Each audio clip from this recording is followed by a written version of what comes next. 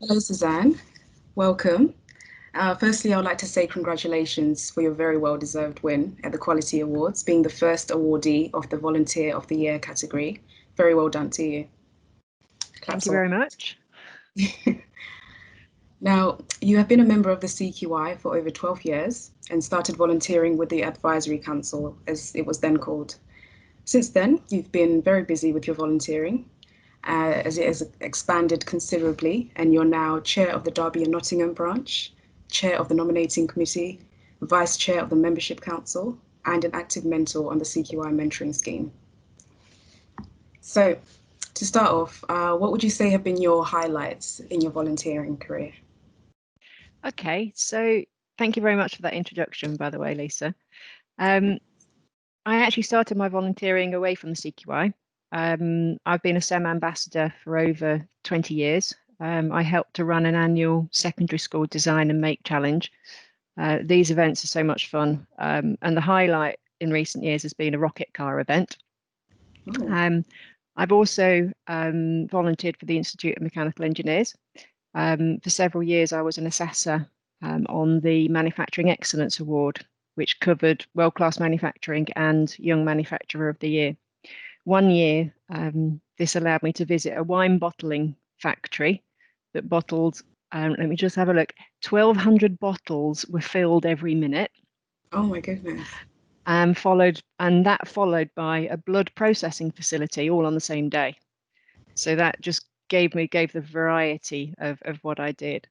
So just focusing on the CQI now then, as you've said, I am involved with the local Derby and Nottingham branch, which means meeting a lot of quality professionals. I help to organise events.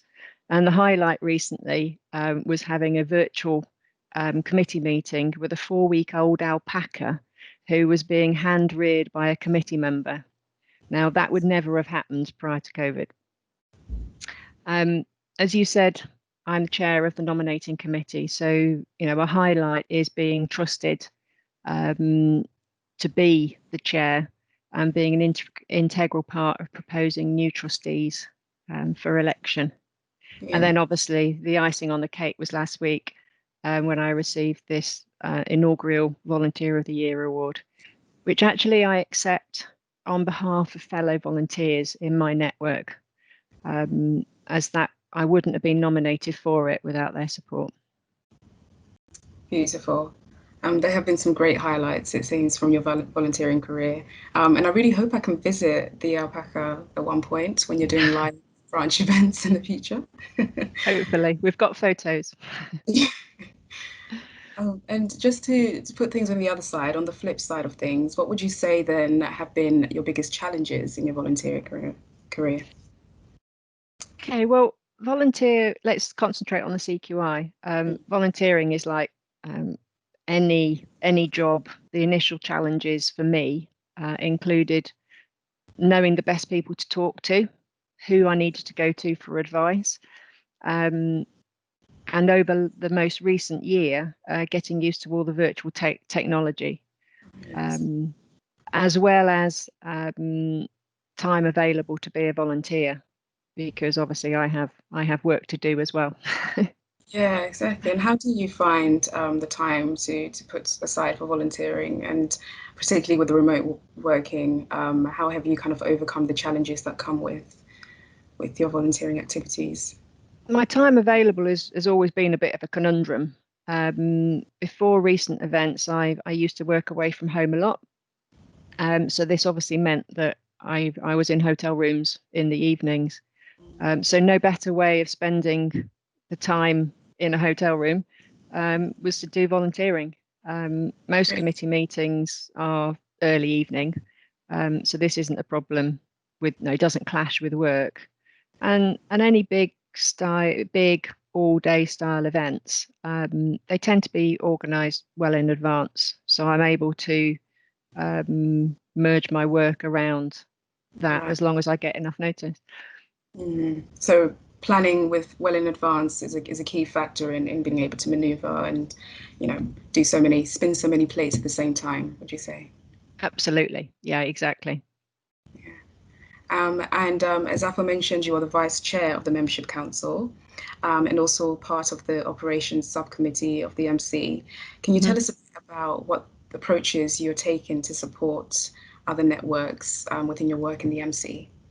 Oh, absolutely. This is something we've been focusing on over the last year or so now, I suppose. The subcommittee is led by Suzanne Hill. I need to say that, it's Christian that leads this, and we have a 7-point plan. First 2 steps of that have been providing network support and improving the health of our networks. This has included actually supporting the branches as well as the regions, and there's a sort of a hierarchy with respect to the membership council should look after the regions and the regions should look after the branches, but that needed resetting up again. So we have helped the committees enable to do that, help them understand what their terms of reference are, and we have also set up an at-risk network reaction process. And this is a process that has got graduated support phases for at-risk networks. And at-risk equals insufficient resource for the committees, no events and or no AGM, within a network. Right. So we've been monitoring that. And unfortunately, where there is insufficient volunteer support, this does lead to tough decisions being made. We've recently needed to close a couple of networks, but that actually is also a very positive step because it means the members of these networks can then be reallocated to active networks, and therefore it will help them get value from their membership. That's right. Oh, brilliant. And you've been working in quality now for how many years, would you say, roughly? Showing my age now, 30 plus. Years in quality. Yes. Amazing. So how would you say CQI membership and being a volunteer as well has supported your career progression over the last, 15 years since you've been a volunteer since you've been a member for only 12 years? But how would you say your career has progressed from membership? Okay.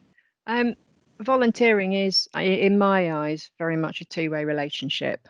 I dedicate my time and experience, and in return, I get something back. I get development of my own skills.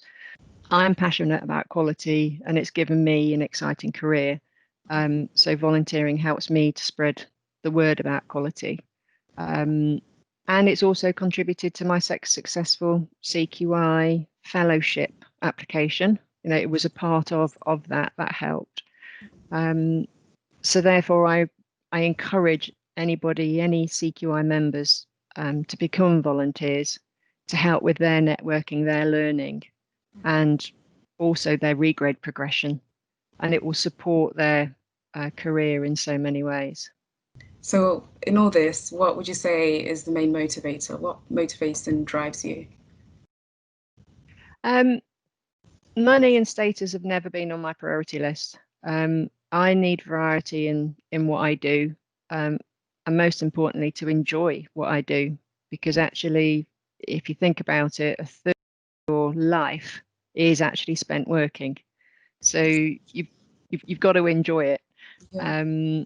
Quality gives me great variety. One day I'm representing my company at a regulator, and then the next day I'm doing supplier improvement work in a totally different part of the country. So it gives me that great variety. Never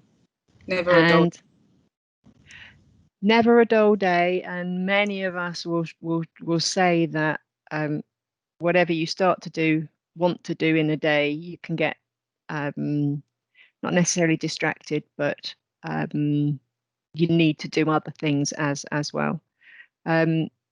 So that's given me a success. Quality has given me a successful career, and I'm passionate about assurance, leadership, integrity, and improvement as you would expect of an aerospace biased quality Yes. professional.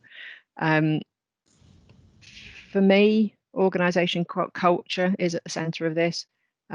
So if I were to pinpoint one thing that motivates and drives me is helping to improve the mindset behind business culture. Yes. Yeah. And do you have any inspirational advice for that you received over the years that you can share with your peers, with your fellow quality professionals? Um, One that I use on my problem solving course that I deliver is by the 14th Dalai Lama. And they said that when you talk, you're only repeating what you already know. But if you listen, you may learn something new. So I always advise people to take a step back and listen, and they might learn something. Yeah. Um, Another one that's resonated with me recently that I saw on social media was don't take criticism from people you would never go to for advice. Oh, I see. Yeah. So, in other words, only really listen and learn from those people that you respect. Get feedback from them and listen to that, but Yeah. not from the people that you wouldn't go to for advice. And finally, I would say my one of my mottos is always every day is a school day. So there's always something new to learn, Yeah. and leaders need to continue um, to learn to keep up to date, and all these new skills that we need for our everyday life. Yeah. It's important to keep on learning. That's So true. sorry, that's three things. No, that's great. And in a continuously, evolving world, we do need to adapt and we do need to Mm. learn really to keep learning. No, that was brilliant. Thank you so much, Suzanne. That brings us to the end of this interview. And thank you for your time.